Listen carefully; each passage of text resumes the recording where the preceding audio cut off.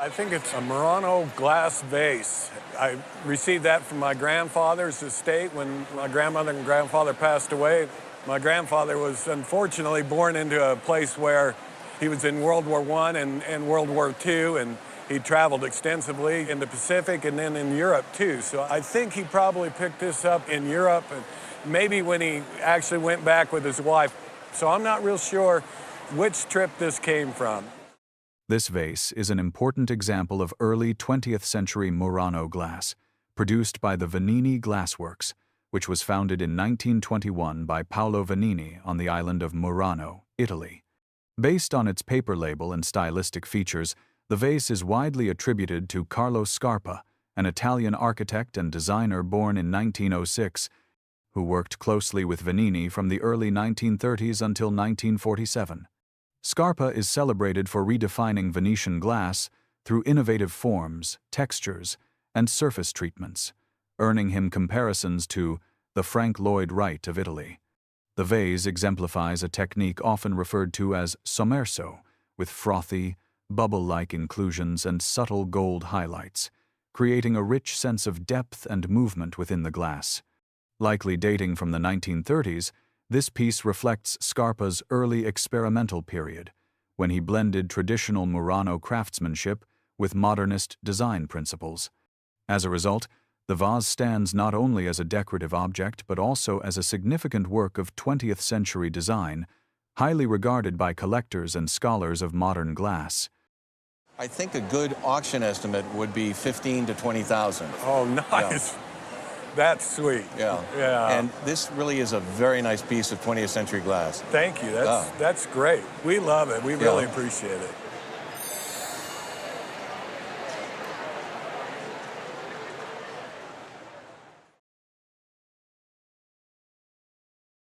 This is a vase of my great aunt's from Ocean Springs, Mississippi. It was always one of my favorite things, and she wanted me to have it. Eventually, after I got out of college and my parents decided I was stable enough to keep it, they let me take it with me. And it's a Tiffany vase, is what I was always told, and everyone in the family knew it as a Tiffany vase.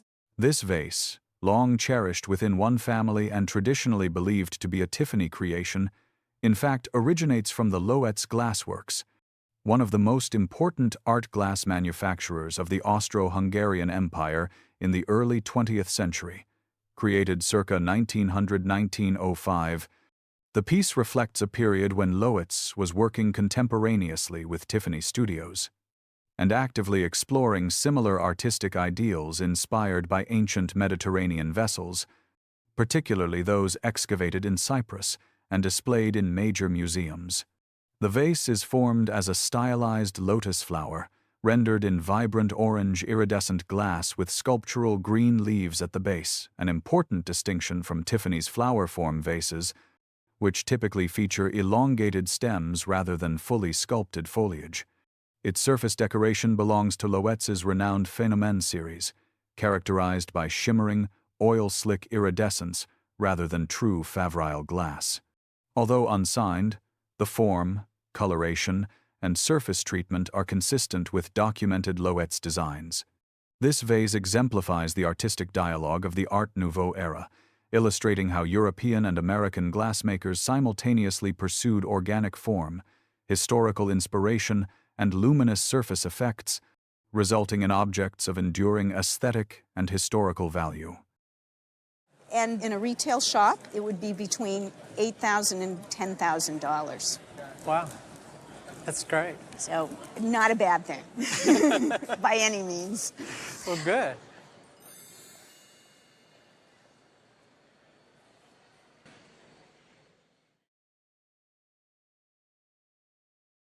My mother-in-law, she's a Tiffany collector, and she allowed me to pick some pieces out of her collection as a gift. So these were two of the pieces that I picked, but she has a very wide variety of Tiffany pieces in her collection. So these are two of the 3 or 4 that you picked? Yes. You have Tiffany, which you do know. These two glass objects are authentic works by Louis Comfort Tiffany, one of the most influential American designers of the late 19th and early 20th centuries. The first piece is an iridescent Favrile glass vessel decorated with a vine and leaf motif. This example represents Tiffany's more commercially produced line, made in greater numbers but still adhering to a high standard of craftsmanship. The form and organic decoration reflect the Art Nouveau influence that dominated Tiffany's work. The suffix mark on the base indicates a production date of 1915, placing it firmly within Tiffany Studio's mature period. The second object is a calyx-form vase, a sculptural shape inspired by botanical forms, resembling the opening of a flower. This piece is also signed Tiffany and bears a suffix number dating it to 1903. Unlike the more commercial Favrile example, the calyx form was produced in much smaller quantities and is generally regarded as a more artistic and experimental design. Its flowing lines, subtle asymmetry, and refined proportions demonstrate Tiffany's intent to blur the boundary between fine art and decorative object. Well, this particular piece would be $6,000. Nice gift. Wow. The calyx piece would be $7,500. And those are retail values. Whoa. Oh my goodness.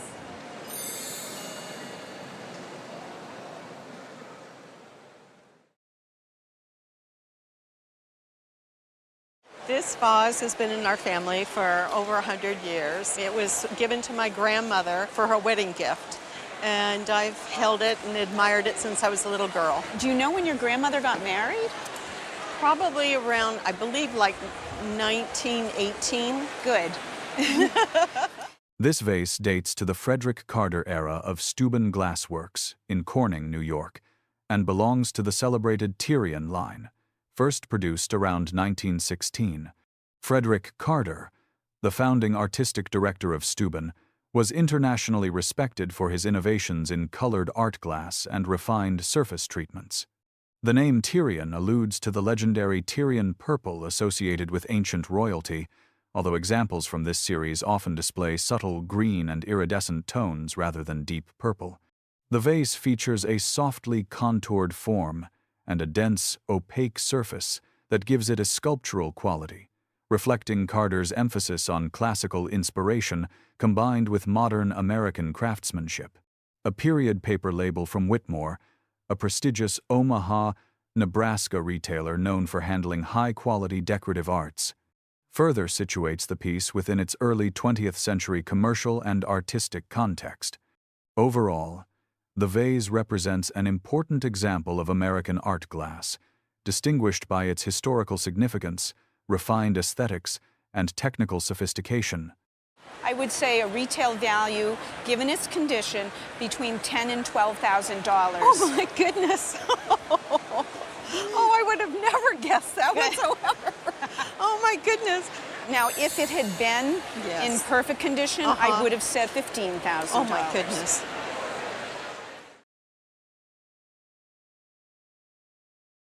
What have you brought with you? A Lalique vase. Where did you get it? We got it from a friend. It was a friend who passed away, unfortunately, in 1980 or so. And she went to New York City to model and missed her family, so she came back to Minneapolis to be with her family, and they were friends of the Kellogg's. And that was a gift to her from the Kellogg's. Kellogg family, okay. In Minneapolis. This vase is a glasswork by Rene Lalique, one of the most important figures in the history of Art Nouveau and Art Deco decorative arts. Born in France in 1860, Lalique first achieved international fame as a master jeweler before turning increasingly toward glassmaking in the early 20th century.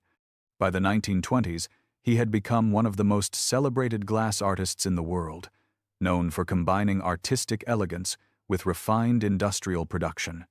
The vase, titled Espalion, was first produced in 1927 and is clearly signed R. Lalique on the base, along with factory numbers that confirm its authenticity. Executed in molded glass, the piece features a repeating fern motif rendered in relief, a design closely associated with Lalique's fascination with nature.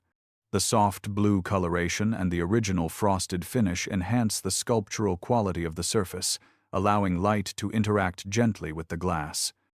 This vase in blue has sold at auction as much as $5,000. Really? $5,000. Okay. However, if in fact the rim has been buffed a little bit, that would diminish the value. Right. In order to ascertain whether it had been buffed, I'd want to check it against the catalogue raisonné of Lalique's work to see how heavy that lip was and or if it's diminished. If it has been diminished, that would diminish the value by at least half.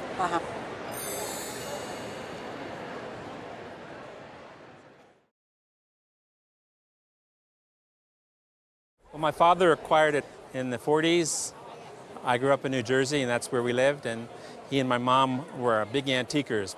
Frequently, I and my sister were dragged along, and he bought it at an antique store, probably, I would guess, in the late 40s. This monumental glass vase was produced by the Schneider brothers, Charles and Ernest Schneider, two leading figures of early 20th century French art glass. After working at the Dame factory in Nancy, the brothers established their own glassworks, Schneider Frères, where they became known for bold coloration and innovative Art Deco designs. Pieces marked Schneider France were specifically made for export, confirming this vase as part of their international production. Created around 1930, the vase exemplifies a mature Art Deco aesthetic.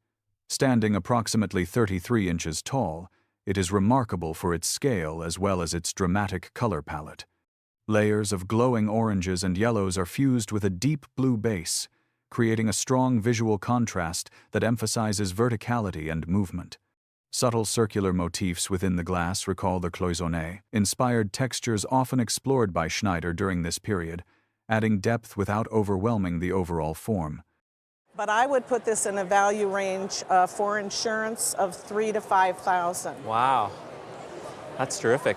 My mother would never let him show it. She'd never liked it, and after I inherited it, my wife never liked it, so it stayed in the closet. Oh my. And when my son got married 15 years ago, it was in his closet, and I offered to give it to him, and his wife didn't like it either, so maybe this will encourage my wife to get it out of the closet and move it into a little more higher priority area.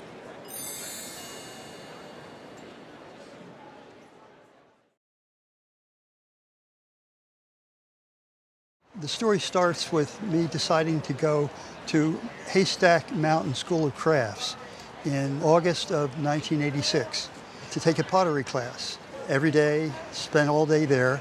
And then one day I said, I ought to go up to the glass studio. I've never seen glass being blown before. And there's this guy, whose name is Lino Tagliapietra.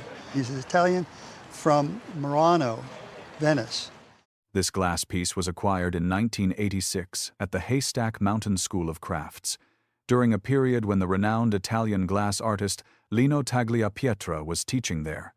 The owner witnessed the work being created from its earliest stages in the studio and documented the entire process through photographs. The finished piece was later obtained through a school fundraising auction, where instructors traditionally donated works to support the institution. Created in the mid-1980s, the piece reflects an early phase in Tagliapietra's independent artistic career, before his international fame fully emerged. Born in Murano in 1934 and trained from a young age under master glassblower Archimede Seguso, Tagliapietra was deeply influenced by the filigrana technique, an historic Venetian method using fine white canes embedded within the glass. This technique, visible in the delicate linear decoration of the piece, demonstrates both technical mastery and respect for centuries-old Murano traditions. Compared to his later, more complex and vividly colored works, this example is restrained in form, yet it captures the clarity, balance, and craftsmanship that would later define his legacy as one of the most celebrated studio glass artists in the world. I would put an insurance value of $6,000 on it. Wow. Whoa, things have come up. Wow. Yes. That's great. And they probably will come up, they'll probably go up further just because he is so revered by so many.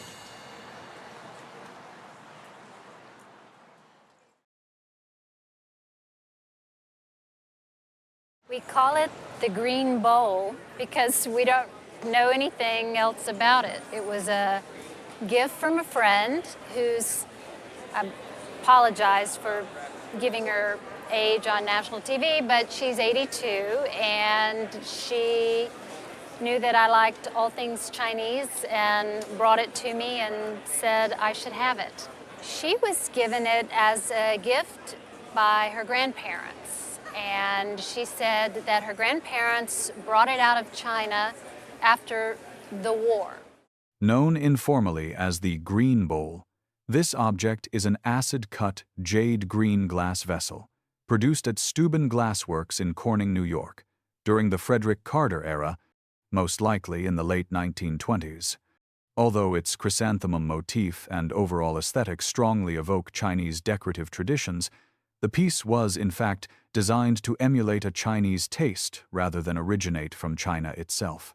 Carter, one of the most influential figures in early 20th century American art glass, frequently experimented with rich colors and sophisticated surface treatments, and this bowl is a fine example of that innovation.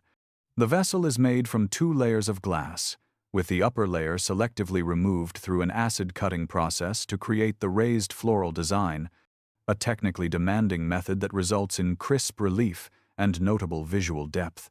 Its substantial weight reflects both the thickness of the glass and the quality of Steuben's craftsmanship.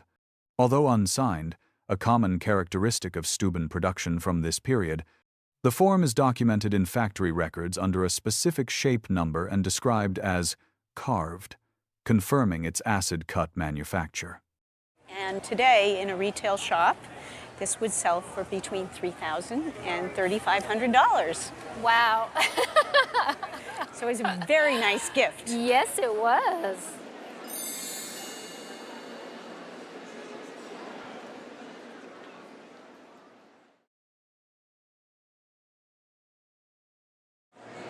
I'm an avid flea market and estate sailor, and I went into an estate sale and I saw this vase and I was kind of attracted to it, and I picked it up and it was so heavy, and then I looked at the bottom and I saw an etching on it. I couldn't really completely make it out, and it was priced at $40, and I thought, well, this is pretty monumental, a good-sized piece. I think I'll get it. This vase is an uncommon example of early 20th century Steuben art glass, produced during the innovative period between approximately 1915 and 1933. The vase is made from semi-transparent lavender glass, created by introducing chemical agents between 2 layers of glass, a process that results in distinctive internal bubbling and flattened inclusions, often described by collectors as a sunny side-up effect. The substantial weight and monumental scale of the piece further reflect Steuben's emphasis on material quality and sculptural presence. On the underside appears the rare fleur-de-lis mark, confirming Steuben manufacture, as well as a recognizable shape number consistent with documented factory drawings. Because only a limited number of these colored Steuben pieces were signed, examples such as this are particularly noteworthy. So this particular piece today would be worth about $2,500. Get out. And that would be for insurance. Wow. So your $40 was amazing. That was a good investment. That was a good investment.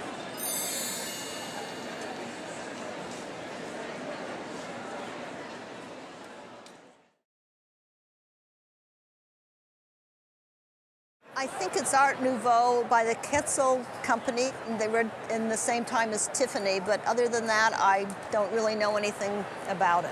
Okay, and how did you get it?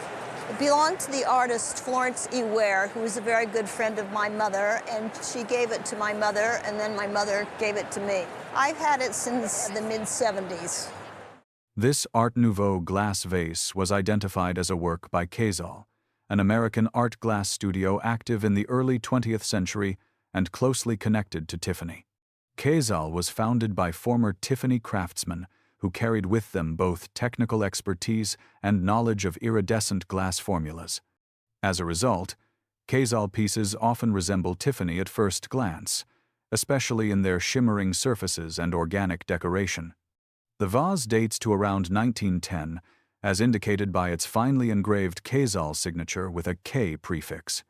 Its form is that of a true vase, enhanced by distinctive applied details, including triple-hooked elements and feather-like decoration toward the lower section.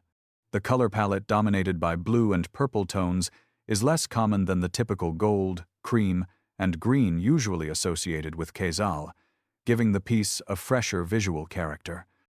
I would say in a retail setting, I would place the value between $2,500 and $3,500. Really? Okay. Well, Thank you for bringing it. Thank you very much.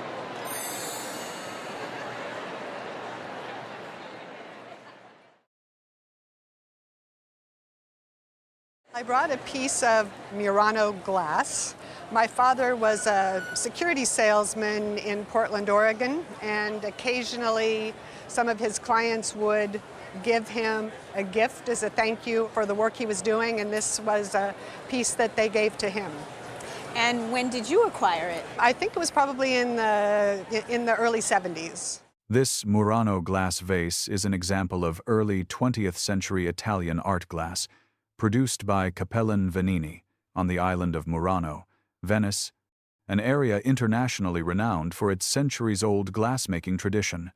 The design is known as the Veronese vase, a form inspired by a vessel depicted in a painting of the Annunciation by the Venetian Renaissance painter Paolo Veronese.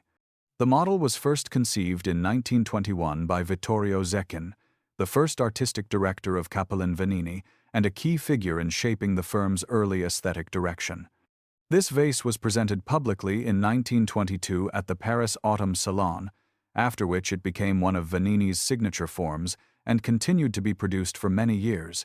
The example discussed here dates to approximately 1925-1935, identifiable by the two-line Venini Murano signature on the underside, a marking used before the firm adopted a three-line signature in the 1950s.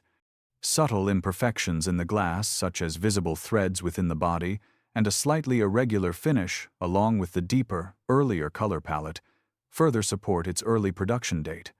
So in terms of value, I would put a retail value on this piece of $3,000 to $4,000. Oh, that's great. Yeah, super.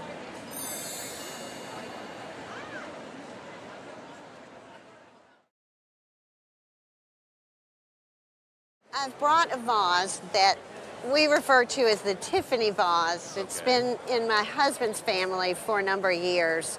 We're not exactly sure who had it, but it is reputed to be Tiffany. From what we've seen of some Tiffany things in books, these big drips seem sort of classic Tiffany to us, but as far as the glass, we just don't really know. This vase, long referred to as a Tiffany vase, is in fact more accurately attributed to Loetz, one of the most important Bohemian art glass firms of the late 19th and early 20th centuries. The vase dates to the early years of the 20th century, a period when Loetz glass was frequently exported to the United States and fitted with silver mounts by American silversmiths. The glass itself is relatively restrained in form, featuring a rich, iridescent green surface whose shimmering quality understandably led to comparisons with Tiffany glass. However, the shape and coloration are characteristic of Loetz production rather than Tiffany. What truly elevates the piece is the sterling silver overlay, lavishly decorated with floral motifs and dramatic applied drops. Although the silver is unmarked, its quality, craftsmanship, and material are unmistakable. The unmarked glass is also typical for Loetz pieces of this period. The floral work on this is just gorgeous, and these big drops are just outstanding. I love those. This just is a gorgeous vase. Thank you. I think an easy conservative auction estimate would be $3,000 to $5,000. Oh. I had no idea.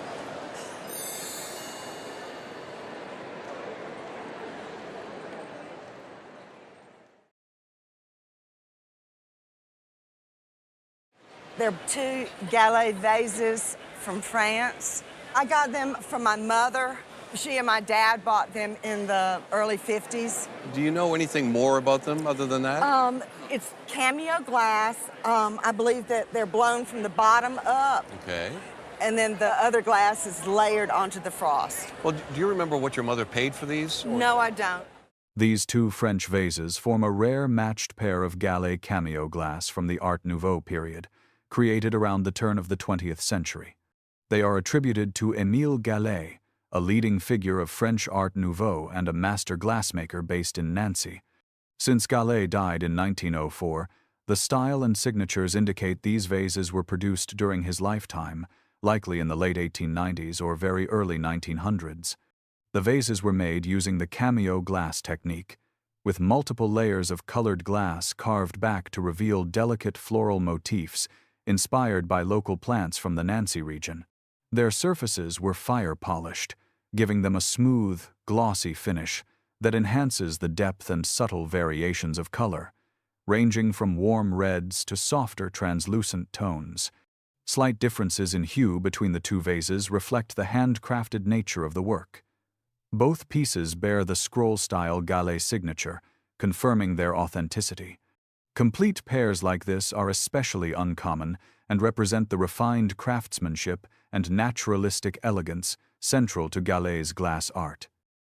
Do you have any idea of what their value is? No, I don't. Okay. Well, I think that a safe conservative auction estimate for the pair would be $4,000 to $6,000. Wow. Okay? Yeah. And they, Oh, that's- again, they're very nice pieces of glass, and it's a pleasure to see them. Thank you. Thank you.